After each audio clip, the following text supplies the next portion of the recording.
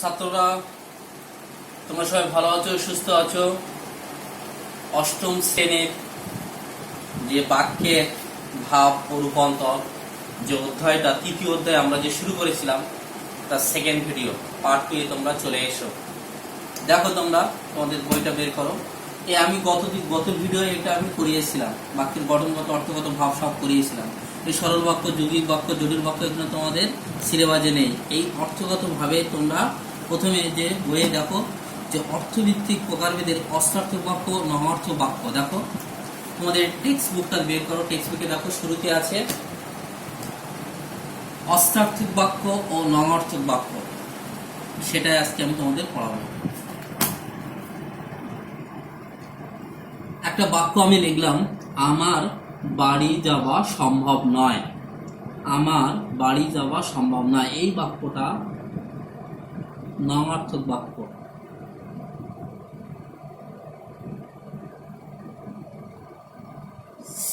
আমার বাড়ি যাওয়া সম্ভব নয়, এই যে নয় কথাটার জন্য এটা আমি বুঝলাম এটা নয়। এটাকে আমাকে হ্যাঁ বাচক বা অস্তার্থক করতে হবে। হ্যাঁ বা অস্তার্থক বাক্যে আনতে হবে। কিভাবে আনবো? এই সম্ভব নয়টাকে তুলে দিতে হবে। কিভাবে তুলবো?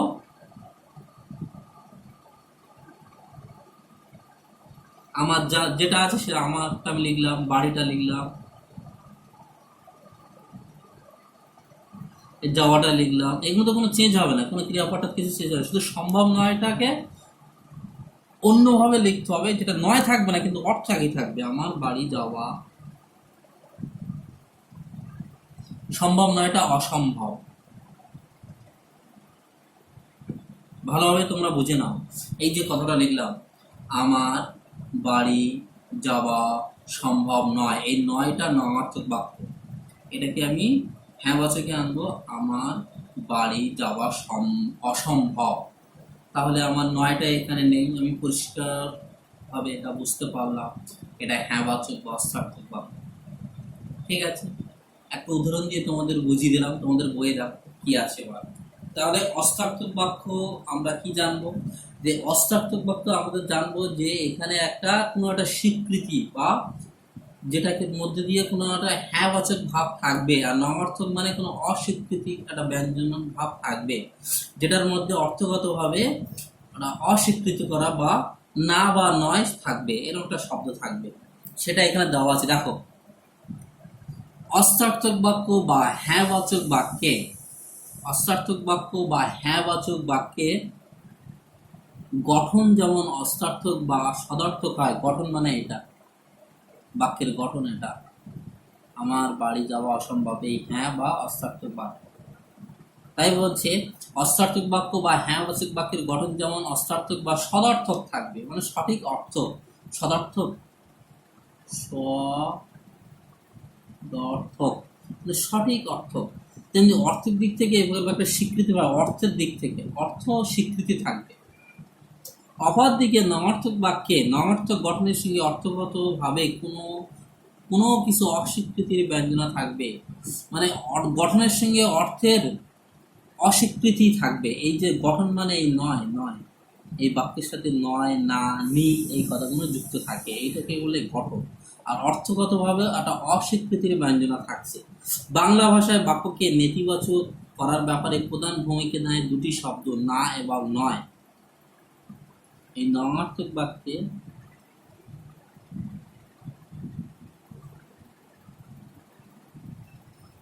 এই দুটি শব্দ, এই দুটি শব্দ এখানে প্রধান ভূমিকা নিচ্ছে নেতিবাচক করার ব্যাপারে। দেখো, না শব্দটির ব্যবহার অনেকটা ক্রিয়া বিশেষণের মতো। যাব না, খাবো না প্রভৃতি উদাহরণে দেখা যাবে না যেন তার সঙ্গে যুক্ত ক্রিয়াটি দোষগুণ বিশ্লেষণ করছে। ক্রিয়া বিশেষণ তোমরা সবাই জানো, ক্রিয়াপদ ক্রিয়া কি জিনিস, যখন তাকে কাজ করা বোঝায় তাকে ক্রিয়া বলা যায়। বিশেষণ কি জিনিস তোমরাও জানো। বিশেষণ হচ্ছে যখন কোনো কিছু বিশেষ্য পদ বা সর্বনামের দোষ গুণ কে যেটা বিশেষিত করছে, তা এখানে তো ক্রিয়া বিশেষণ মানে ক্রিয়াকে বিশেষিত করছে। যেমন রাম খুব ধীরে ধীরে হাঁটছে, বা রমেশ খুব জোরে পড়াশুনো করছে, তার ক্রিয়া বিশেষণ এটাই। যাব না, খাবো না, এই খাওয়া বা যাওয়ার উপরে একটা বিশেষিত হচ্ছে, তাই বলছে ক্রিয়া বিশেষণ। তাহলে আমরা এটা পড়তে পড়তে ক্রিয়াও কি জিনিস শেখা হয়ে গেল, বিশেষণ পদ কি জিনিস শেখা হয়ে গেল, ক্রিয়া বিশেষণ সেটাও আমি তোমাদের বলে দিলাম। যেন তার সঙ্গে যুক্ত ক্রিয়াটি দোষগুণ বিশ্লেষণ করছে। না শব্দে সাধারণত অসমাপিকা ক্রিয়ার আগে ও সমাপিকা ক্রিয়ার পরে বসে। এই না শব্দটি অসমাপিকা সমাপিকা ক্রিয়ার পরে বসে। যেমন না জানিয়ে যেও না, না জানিয়ে যেও না,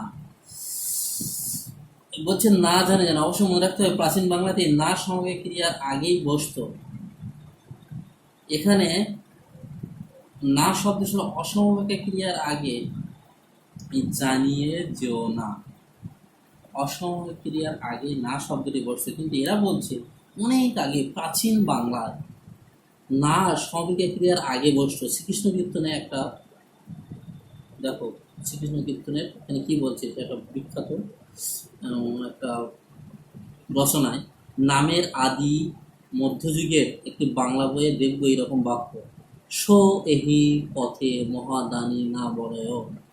নামার্থক বাক্যের সঙ্গে ক্রিয়ার পরে না বসা বাংলা ভাষার বিশিষ্ট বিবর্তনের পথ।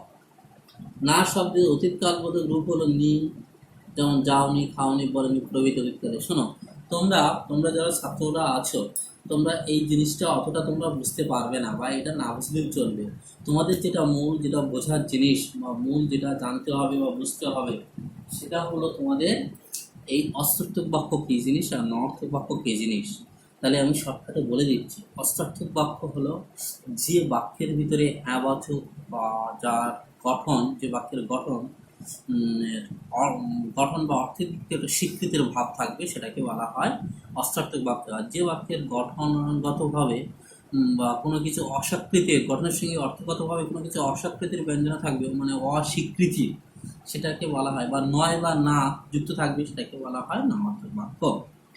আমি একটা বাক্য লিখলাম, ধরো রমা, একটা বাক্য লিখলাম, রমা চুপ করিয়া রহিল। এই বাক্যটা কি তোমরা বলো? রমা চুপ করে এলো। তোমরা সবাই চোখ বন্ধ করে বলতে পারবে এখানে না নেই, নয় নেই, নি নেই, মানে এটা সবাই জানে সদার্থক বা অস্ত্রার্থক বা হ্যাবাচক বাক্য। সবাই চোখ বন্ধ করে বলতে পারবে। যেহেতু আমি তোমাদের বলেছি যে না বা নয় নেই, নঅর্থক বাক্যের গঠন এইভাবে বুঝতে হবে, বা অর্থ অস্বীকৃতি থাকবে। কিন্তু এখানে অস্বীকৃতির কোনো জায়গা নেই, স্বীকৃতির একটা জায়গা আছে। তাই এটা রমা চুপ করিয়া রহিল। এবার এটা না বাচক বা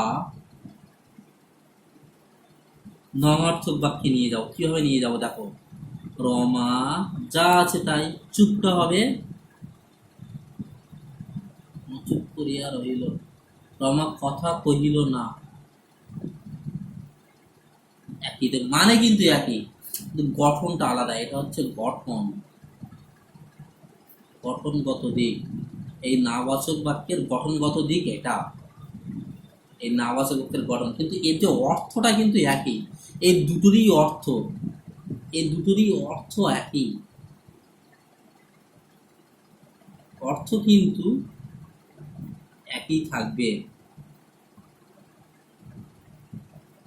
অর্থ কিন্তু একই থাকবে। এই যে নাবাচক বাক্য, যে রমা কথা কইল না, আর হ্যাঁবাচক বাক্য, হ্যাঁবাচক বাক্যে রমা চুপ করে রইল। দুটো বাক্যের গঠন আলাদা, চুপ করে রইল আর কথা কহিল না, কিন্তু অর্থ কিন্তু একই। এইটুকু তোমাদের বুঝতে হবে। এইভাবে বুঝে নিয়ে তোমাদের পরীক্ষায় যখন বাক্য রূপান্তর করতে বলবে, যখন একটা প্রশ্নবোধক বাক্য দেবে, যখন একটা নির্দেশক বাক্য দেবে, সেই বাক্যটাকে যখন তোমরা নঅর্থক বা অস্ত্রার্থক বাক্যে আনবে, বা একটা অস্ত্রার্থ থেকে নঅর্থক বা নঅর্থক থেকে অস্ত্রার্থক বাক্যে আনবে, তখন এইভাবে বুঝে বুঝে অর্থটা ঠিক রেখে তোমাদের নিজের মন থেকে তৈরি করতে হবে। বুঝতে পেরেছ? এখানে একটু দেখে নেবে, বা এখানে অতটা সেইভাবে ক্লিয়ার দেওয়া নেই, তোমরা হয়তো বুঝতে পারবে না, কিন্তু আমি তোমাদের যেভাবে বললাম এইভাবে যদি তোমরা করো, এই ভিডিওটা 2-3 বার ভালো করে দেখবে, বুঝে নেবে যেভাবে আমি বললাম, তাহলে তোমরা বুঝতে পারবে। আর এইভাবে বুঝলে তোমরা পরীক্ষার প্রশ্ন উত্তর করতে পারবে। তাহলে এই ভিডিওটা দেখো, এই ভিডিওর একটু শেষে একটুখানি দেখো কয়েকটা প্রশ্ন অনর্থক বা অস্ত্রার্থক এখানে দেখো। দেখো যে এরা সব ক্ষুদ্র শিল্পী, এরা সব ক্ষুদ্র শিল্পী, এই যে ক্ষুদ্র শিল্পী এটা কিন্তু হ্যাঁ বাচক। বলছি এরা কেউই বড় শিল্পী না, এই ক্ষুদ্রটা লিখেছে বড় শিল্পী, তার কারণ নয় দিয়েছে, মানে অর্থ একই। বলছি এরা সব ক্ষুদ্র শিল্পী, এখানে কিন্তু বললে হবে না এরা সব ক্ষুদ্র শিল্পী নয়, ওটা বললে হবে না, তাহলে অর্থ আলাদা। বলতে হবে এরা বড় শিল্পী নয়, যেই বড় শিল্পী নয় বলছে আর এই ক্ষুদ্র শিল্পী অর্থ একই। তাহলে এই হচ্ছে তোমাদের বিষয়, এইভাবে বুঝতে হবে। ন অর্থ কি, যে অবশ্য গাছের গতি হঠাৎ দেখা যায় না, অবশ্য গাছের গতি হঠাৎ দেখা যায় না, বলছে অবশ্য গাছের গতি প্রায় অদৃশ্য। এই যে দেখা যায় না সেটাকে বলছে অদৃশ্য, দেখা যায় নাটাকে অদৃশ্য। তাহলে এই হচ্ছে বিষয়। তা তোমরা এইগুলো পড়লেই বুঝতে পারবে, এগুলো তো বোঝার বলতে এই যা বললাম এটা বুঝে নিয়ে আর এই উদাহরণগুলো তোমাদের ফলো করতে হবে। তা ঠিক আছে, তোমরা সেইভাবে থাকো, ভালোভাবে পড়াশোনা করো। হ্যাঁ, তা এই ভিডিওটা আমি এখানে রাখবো, আর এর পরের ভিডিওটা কিন্তু আমি করবো তোমাদের প্রশ্নবোধক বাক্য বা নির্দেশক বাক্য। ঠিক আছে, তোমরা ভিডিওটা দেখো, রাখছি।